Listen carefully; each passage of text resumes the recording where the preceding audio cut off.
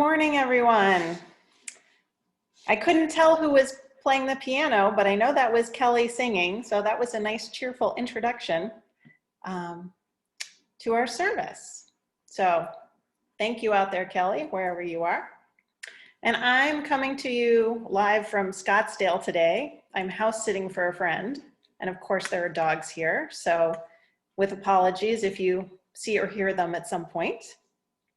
But welcome, I'm Roz Cook and I'll be leading our program today. Thank you all for joining in. I know so many of you are looking forward to next week when we will actually be back in our sanctuary for the first time in a heck of a long time. That will be a nifty thing. But let's stay focused on today because we've got a powerful program brought to us by UUJAZ. And it is my distinct pleasure to introduce this service that was put together by Janine Gelsinger. She is here today, even though she's literally not here in Arizona. And she is the executive director of UUJAZ. And they are a group working very hard on social justice issues with the hope of inspiring us UU to live out our values here in Arizona and beyond. And they do a wonderful job of bringing programs and ideas to us in ways that we can access them very easily and we can know what to do. So that's a real gift that they give us. And Janine will be popping in at some point, maybe not till the end, but you will hear her before that.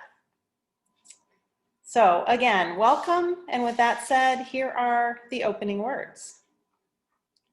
And the day came when the risk to remain tight in a bud was more painful than the risk it took to blossom.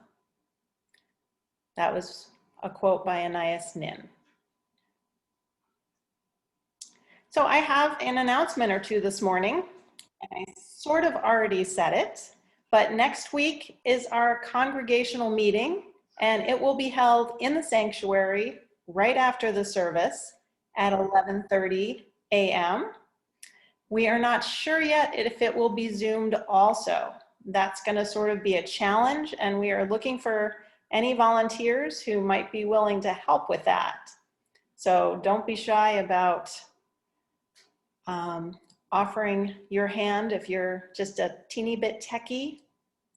We could really use your help in trying to figure out a way to be as inclusive as possible and be able to have a live service and have people come in by Zoom.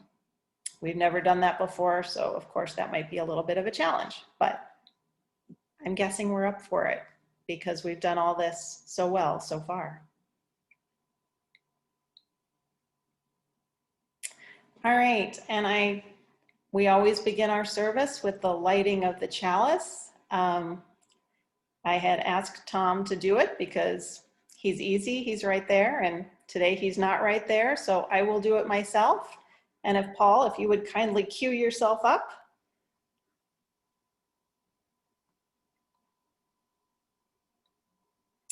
These are words by Teresa Soto, who is a senior UU minister in Oakland, California. In this community, we hold hope close. We don't always know what comes next, but that cannot dissuade us. We don't always know just what to do, but that will not mean that we are lost in the wilderness. We rely on the certainty beneath, the foundation of our values and ethics.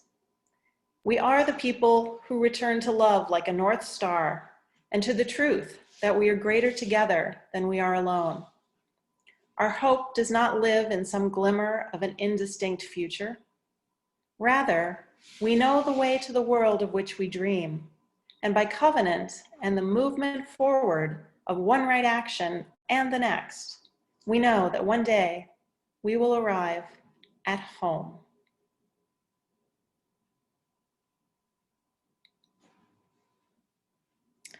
And now is your chance to say some words too. as we do the unison reading of our covenant. And even though I will be the only voice you hear, I hope you will all read along on your screen. As you know, our church doesn't teach dogma, and we don't cling to any particular specific belief about God or gods for you to be a member. But the promises we make are to each other and ourselves when we come together on Sunday. So our covenant will appear on the screen. Please feel free to read along. Love is the doctrine of our congregation. The quest for truth is our holy right, and service is our prayer. To dwell together in peace, to seek knowledge and freedom, to serve humankind in friendship, thus do we covenant.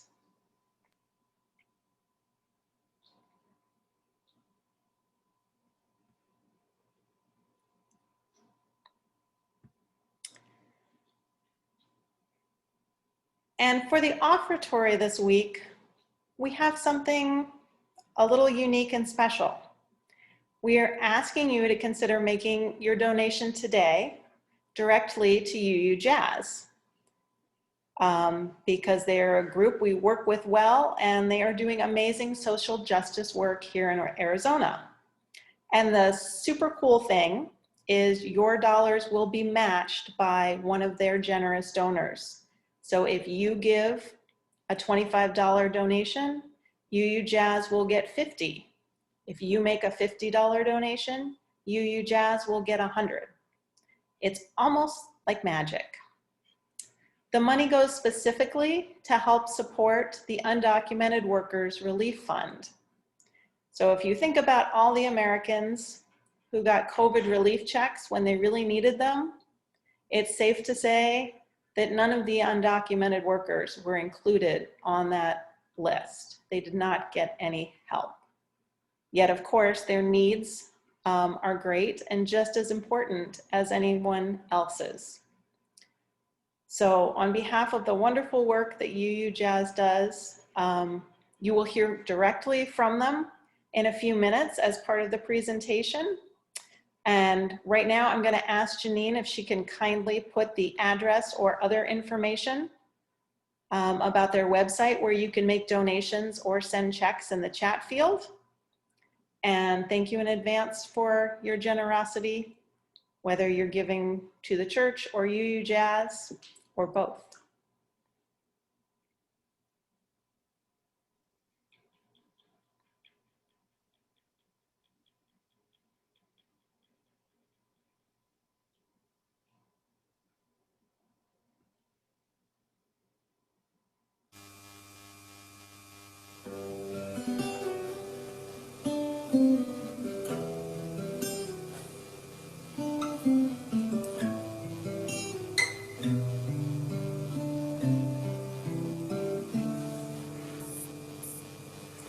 One seed is all it takes to grow a forest.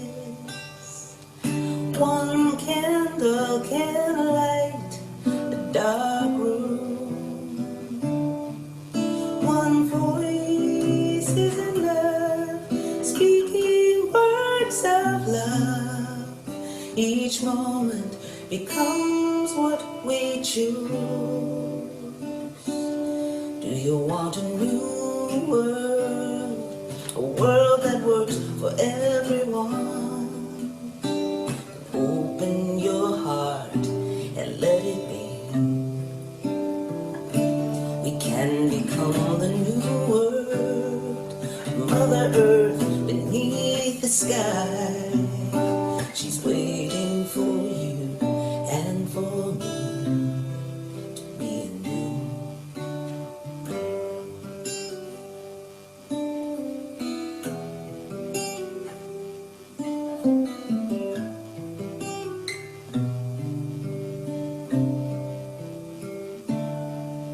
Our dreams light the path for us to walk on. Our songs help our spirits align. And each little child that's why we not only might, we must thrive. Do you want a new world? A world that works for everyone? Open your life and let it be. We can become the new world. Mother Earth beneath the sky, she's waiting for you and for me to be a new world.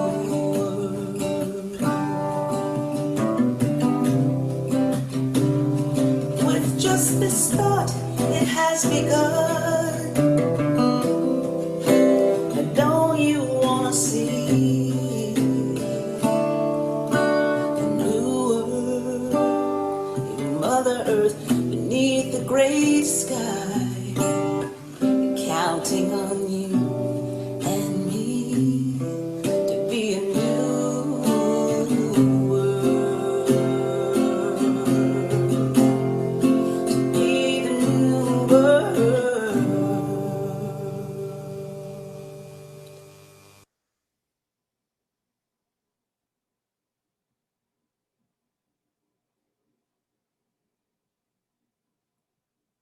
Wow.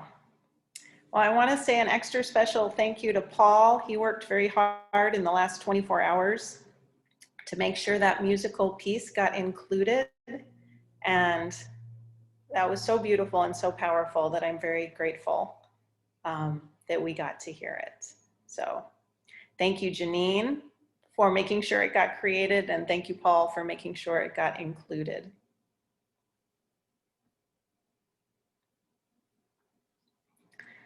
All right, we've come to the best part of the service.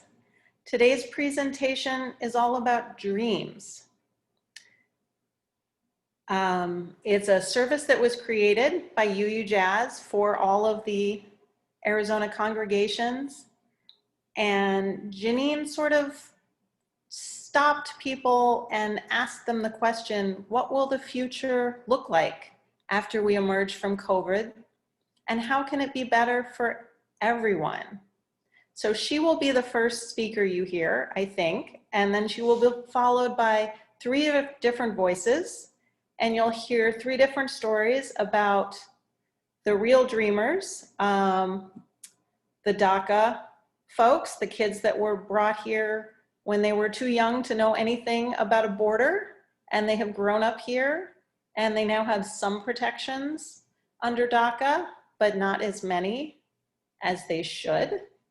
So they are all voices of hope for real change in the future. And the folks you will hear from today are named Laura, Eddie, and Ileana. And it might seem that the dreamers have been very quiet during the roaring noise of the pandemic, but what you will find out from these 3 activists, that they have stories and news to share. They have not always been the voices we've heard, but they are voices we need to hear, telling stories of things that we may not know much about, but that doesn't mean they aren't important. And I'm hoping this is a beautiful way to bring them to light and get us all to know more about what's going on with the Dreamers and DACA. So if we hit the magic button right, Janine will show up on our screen and talk to us first.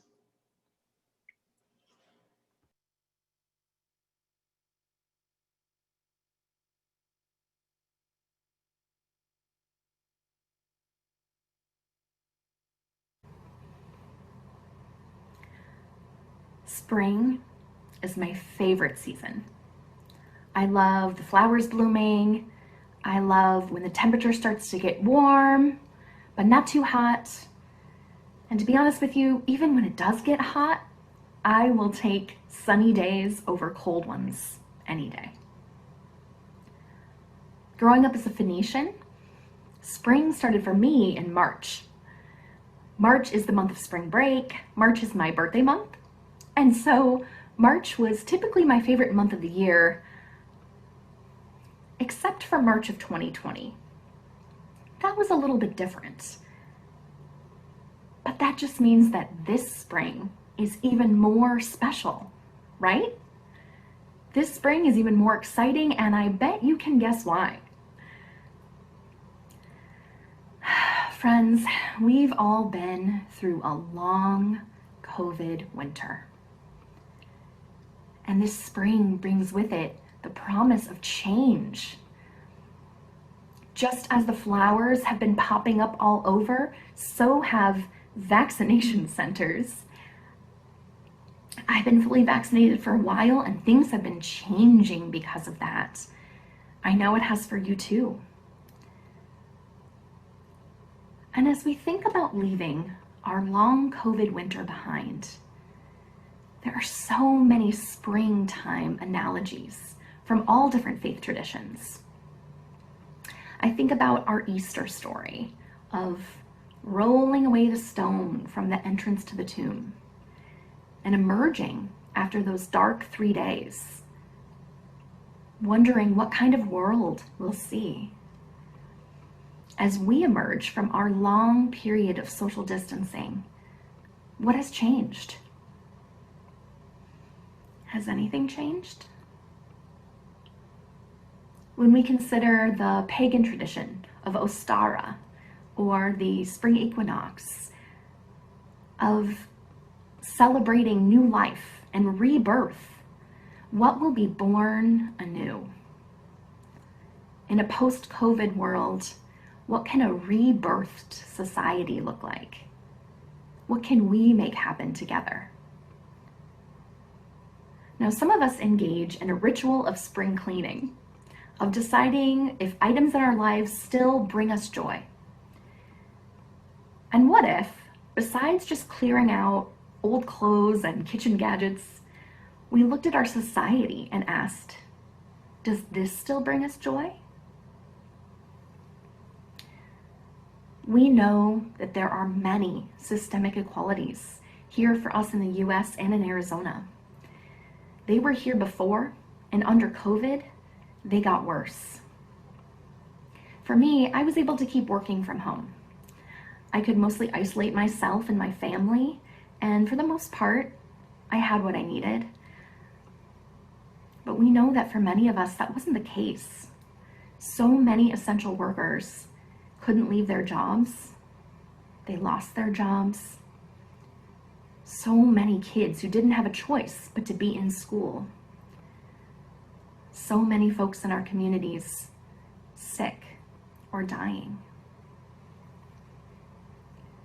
So when we think about what changes will happen this spring, as we leave behind our period of social distancing and our experience of this COVID winter, what can we do to dream together of a new future?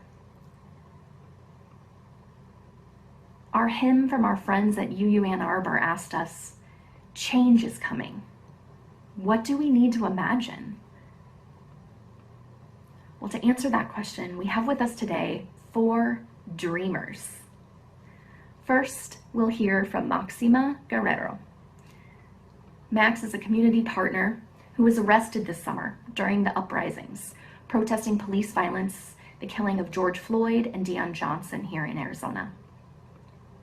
She was there at the protest as a legal observer, but when the police broke up the protest, she was getting in her car to leave.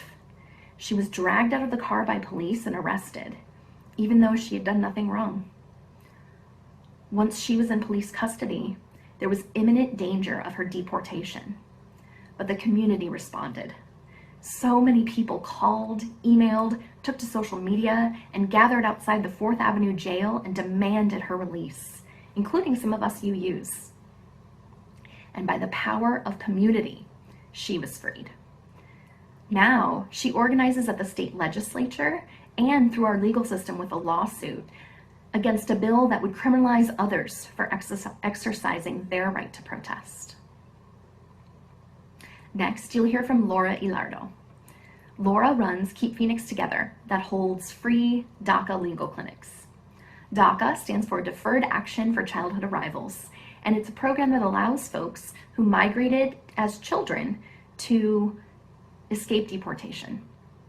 It requires a lot of paperwork, and an annual $495 renewal fee. So as you may already know, UUJAZ supports these clinics with staffing, supplies, scholarship funds, and volunteers, many of whom are UUs like you. After that, you'll meet Eddie Chavez Calderon. He's an organizer with Arizona Jews for Justice and a DACA recipient himself. Jews for Justice has been organizing in-person protests. So if you're fully vaccinated and the seed that you want to plant is to show up outside of ICE or detention center, then Eddie is tending that garden.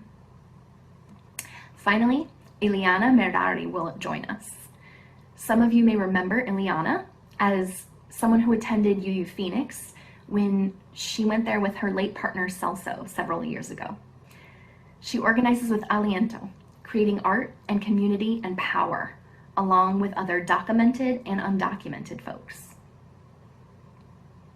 Friends, as we listen to the dreams our partners have for the future, let us reflect on the powerful ways that these folks from communities that have been hit hardest by COVID, that have been the most marginalized by our society, are claiming their leadership. Today, I will also send you some ways that you can get engaged in building out our post-COVID world, from donations to the Undocumented Workers Relief Fund, to contacting your legislators, from protesting in person or in your car, to volunteering at the DACA clinic, to phone banking with your neighbors. Let us reflect together on what our individual role and our community responsibility is. And in this season of renewal, let's follow their lead to make our dreams for the future real.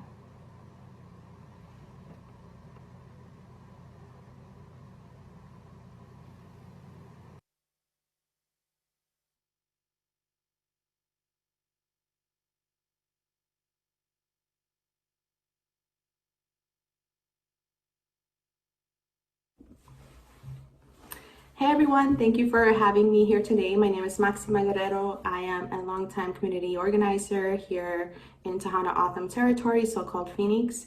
And for the past 10 years, I've been able to engage in different campaigns. And what led me to join this movement was really my immigration status. And being undocumented, and especially in 2010 during SB 1070, having multiple laws that were anti-migrant and really wanted to create attrition through enforcement.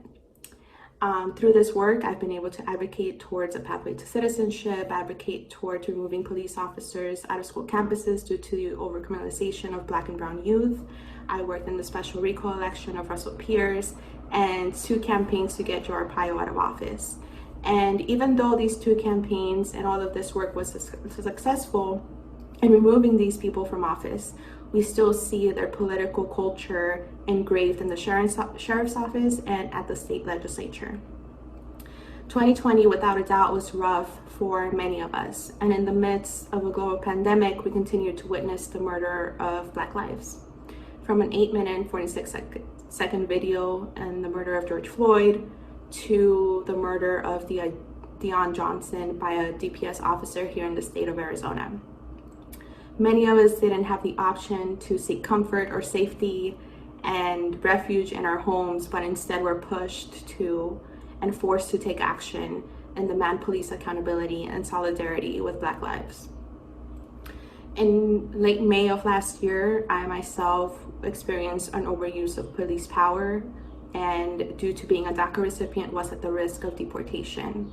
And had it not been for my community for showing up for me, advocating for my release, advocating for ICE to not place me at a detention center, is the reason that I'm able to be here today.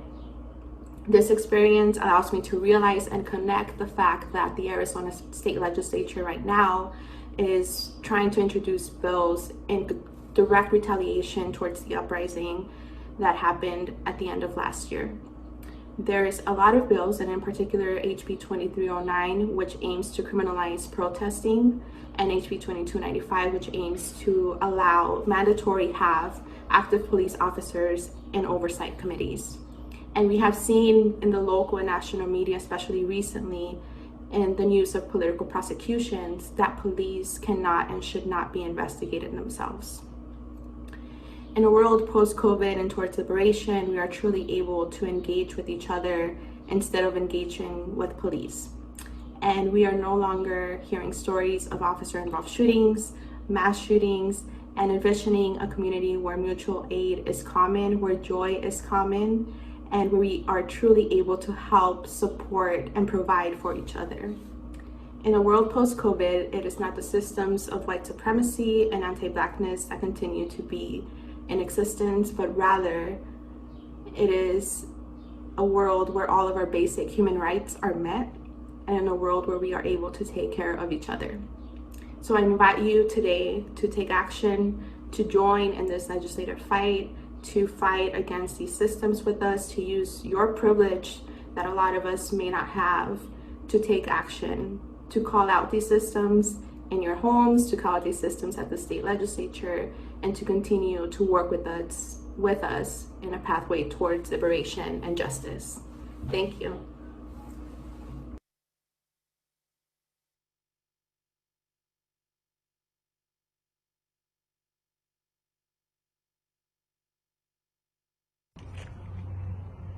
Hi, my name is Eddie Chavez Calderon, and I am the campaign director at Arizona Jews for Justice.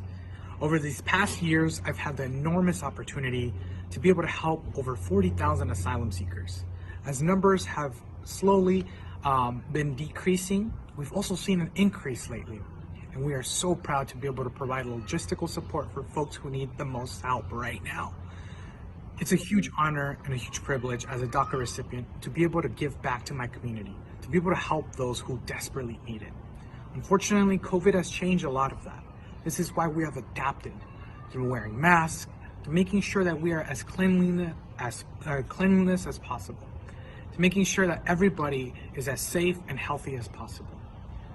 What I envision is a time where we adapt to what this pandemic did into what our future looks like. Not erasing, but adapting and creating a new tomorrow, where we have presentations on Zoom and in person so that everybody has access. A pandemic shouldn't stop our support. It should only fuel us to adapt to a better tomorrow.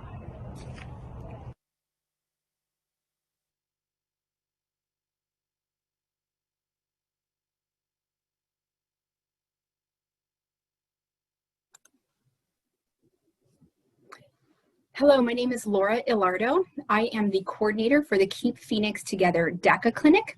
The DACA Clinic reopened in January of this year after 3 years of having it be closed to anybody who has not applied for DACA before. In the previous administration, it closed the door to many folks who would have been eligible for DACA. And with this new administration, we had reopening of DACA. So the clinics have reopened as of January, and I'm the coordinator for the DACA clinic here in Phoenix, the Keep Phoenix Together clinic. So the first question is, in my work with Keep Phoenix Together over the last year, I have seen two things. One is a sense of hopelessness turned into hopefulness. The first year, all of 2020, individuals were not eligible for DACA for the first time. And so there was a sense of hopelessness over the last few years of not being able to have an opportunity as others. And so there was a sense of just utter hopelessness. And in January, as the DACA was renewed and reopened, it turned into the sense of hopefulness, where now people feel as though they can have a level playing field and are able to take advantage of the DACA program, and have been applying and have been super excited about their future in a time last year where they were not able to. And the other thing that I have noticed in the past year is really a coming together of community and individuals for a common good. When DACA reopened, when the Keep Phoenix Together Clinic reopened, just seeing energized volunteers, energized people in the community saying, I don't know, how to do this, but please train me. I want to help. This is something I can do. And really seeing all these groups come together to really push the DACA clinic forward. And that has been super hopeful and nice to see in this past year, especially with COVID being so difficult. And then the second question, my dream for Arizona in a post-COVID world is, and the best way to answer it is through the voice of one of our clients that received a scholarship at the DACA clinic last month. She filled out an application that included her narrative of why of why she needed the scholarship and what was going on in her life. And she gave permission to share this narration. This really sums up what I would see my dream for a post-COVID. So she writes, being undocumented, I have faced many challenges, especially when it comes to being a teenager and a student. As a teenager, I don't get to do the same things as my peers do, such as getting a driver's license or even attempting to learn how to drive, in fear that I will come in contact with a police officer. I don't get the chance to get my first job and help my family with the bills or spend money on teenager things like concerts, school dances, and amusement parks. Even with the idea of starting my own business, I wouldn't have the finances to even begin. Being an undocumented teenager makes me feel like the odd one out, especially when your friends and family forget that you can't do the same things as them. It really takes a toll on my mental health. As for being a student, I don't get the chance to go to the dream school because I don't qualify for government financial aid and student loans. While I am receiving a good education, I know I am not where I can be and do my absolute best. Aside from the challenges I receive from being an undocumented immigrant, I face many other challenges, especially with my mental health.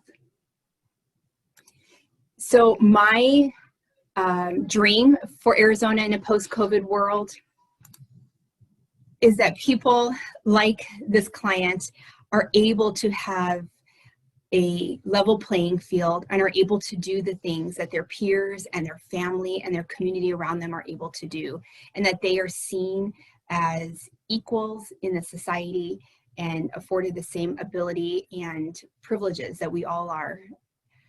So that's my dream. I also dream that our volunteers in our community will continue to come together when needed, and that we will continue to stand up and work alongside our immigrant neighbors, immigrant brothers and sisters when we see injustice, and to fight and to continue fighting.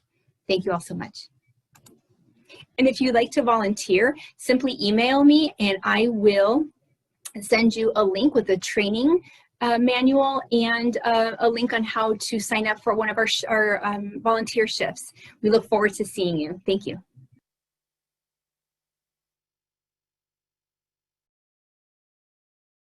In that case, I will pick up right here. All right, thank you so much, Janine, and the friends you brought with us for sharing those pieces. I know more than I knew before, and I feel like I am better for having that information. And I hope we can all spend some time in our fellowship hour talking about those stories and ideas we've heard, and maybe some ways we as individuals or a church might like to help. So we will definitely come back to that. Okay. We're getting towards the end. I invite you all to join me in the reading of our West Valley UU Church's mission statement. It will appear on the screen.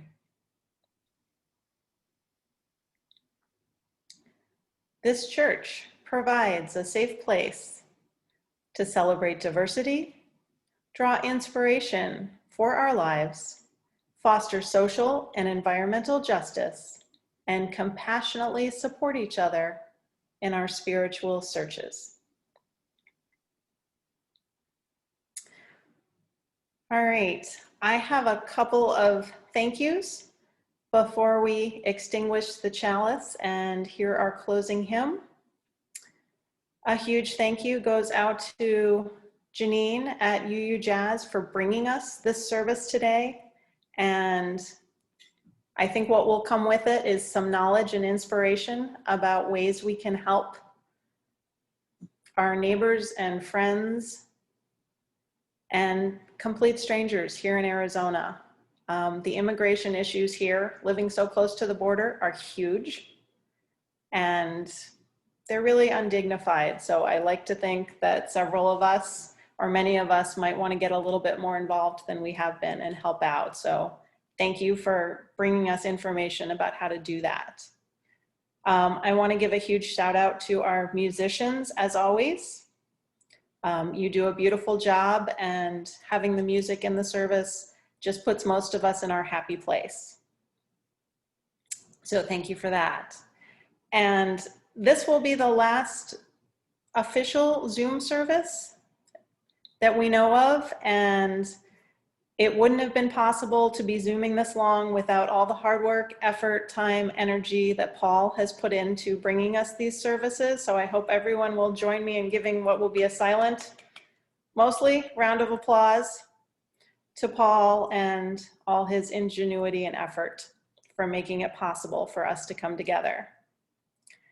And I also want to give a little pat on the back to the worship committee, who have been working really hard behind the scenes to help put together these services. And Barry Linden has been a big part of that. He's our leader, and leadership makes a huge difference. So thank you very much for that, Barry, and other members of the worship committee. Now, we are moving towards the end. Close your eyes, use your imagination, imagine the chalice being put out. And I've got some closing words that are another poem. And this is one that Janine had intended to be included in the service. And it is a second poem from the Reverend Teresa Soto, who is a senior minister in Oakland, California. And it is an original poem called Finding Our Dreams.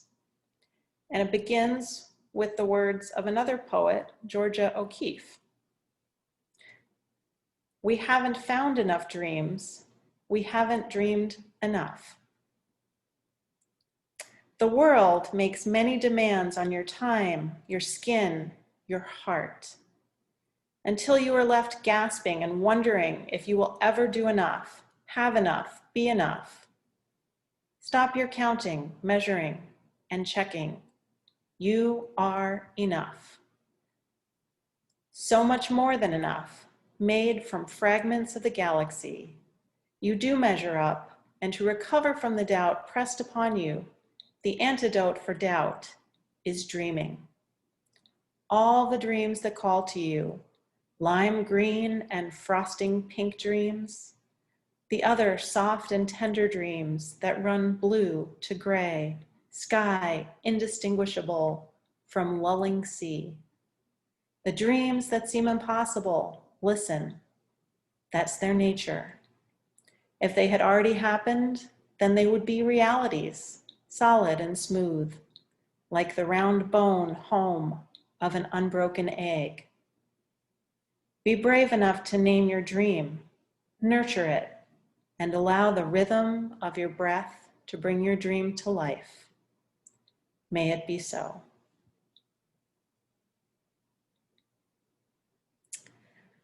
All right, this is the point in the service where we stop the recording, and we will come back to do joys and concerns and let people speak freely. And then we will follow up with our fellowship hour, where everybody can have a chance to check in and talk about what they heard at the service today, I hope.